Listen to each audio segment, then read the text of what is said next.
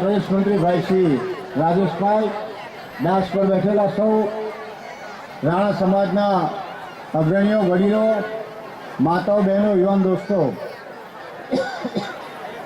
આજે આ 25મા સમૂહ લગ્ન ઉત્સવમાં તમારા સમાજે પાપા પગલી કરીને 25મો નવ દંપતીઓ જ્યારે પ્રભુતામાં પગલાં માંડે છે ત્યારે એમને મહારાષ્ટ્રી તો આશીર્વાદ આપશે જ, પણ જ્યારે એ પ્રભુતામાં પગલાં માંડે છે ત્યારે સપ્તપદીના 7 ફેરા તમે સૌ ફર્યા છો અને 7 ફેરામાં તમે એકબીજાના જીવનસાથી બનાવવા એ પણ ગરું છે.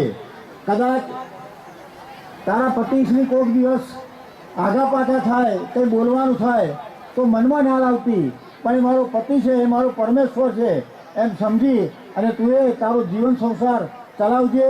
એવી જ રીતે જે ભાઈઓએ આજે પોતાની કોઈની દીકરીને પોતાની પત્ની તરીકે જ્યારે સ્વીકારે, એને કોઈ વાર મુશ્કેલી ના પડે, એને સાથ એને સાથ આપવા માટે એ પણ પ્રયત્ન કરશે. શ્રી જયેશભાઈ અને ટીમને ખાસ અભિનંદન આપું છું કે જો રાણા સમાજ આટલો સરસ. જય હિન્દ, જય ભારત. ખૂબ ખૂબ ધન્યવાદ સાહેબ શ્રી. ખાલીના ગણરાથી વધારીશું આપણે. તેઓને સન્માનિત કરવા માટે શ્રી અલ્પેશભાઈ બળદેવભાઈ રાણા, અલ્પેશભાઈને વિનંતી કરીશ કે અમારા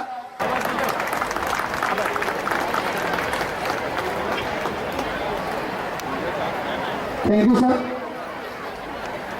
તો બીજા આવા 10 બાળકોને એની એ મળશે.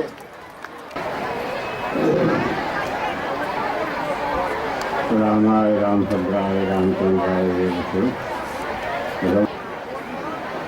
લગ્નના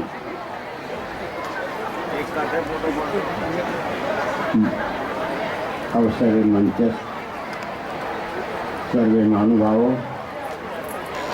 પદાધિકારીઓ અને માનનીય પ્રમુખશ્રીઓ,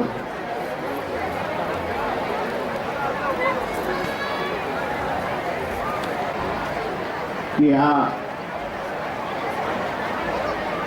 મોંઘવારીના સમયમાં અમુક પ્રકારની વસ્તુઓના અભાવના સમયમાં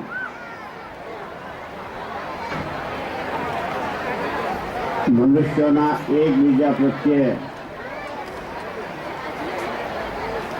જે હેતુ અને હિત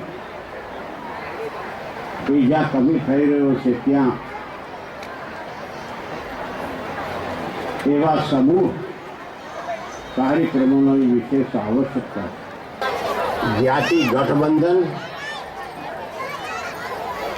અને તદ ઉપરાંત એક શહેર બીજા શહેર જોડે, એક ગામડો બીજા ગામડો જોડે અનેક પ્રકારની સ્મૃતિઓ તાજી રહેશે. આજે સ્મૃતિઓની અંદર જો સદગુણ હોય, સારા કામ હોય તો એનો અત્યારના સમયમાં જે આપણા સામૂહિક લગ્નો તમે જો ગોઠવો છો તો એમાં જે યુગલો કોઈ છેટે ના પણ છે. અહીં આવી અને તમે આ જ્ઞાતિ બંધનના અંદર રહી અને જે ગ્રસ્ત ધર્મના ગઠબંધનમાં પડ્યા તે જ્યારે એમને યાદ આવશે કે અમારા લગ્ન ક્યાં થયા, તો કે આણંદમાં થયા. કયા વખત થયા, તો કે અમારે હોય તો એના અંદર હું મારી સેવા આપું.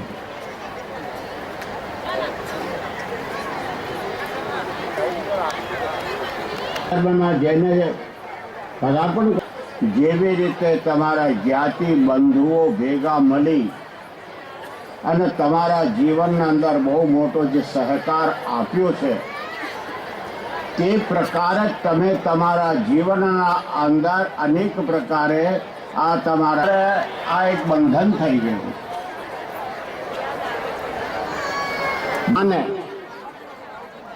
આ ના હોવો જોઈએ કે અમારી વહુ આવી પણ વહુની દીકરી આવી છે બીજી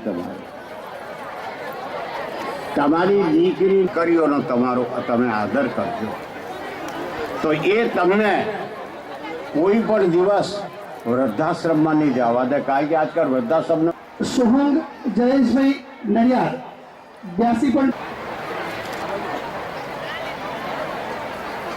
થેન્ક યુ, આભાર તમારો જયેશભાઈ રાણા કેની જયેશભાઈ બોરસદ, થેન્ક યુ સાહેબજી.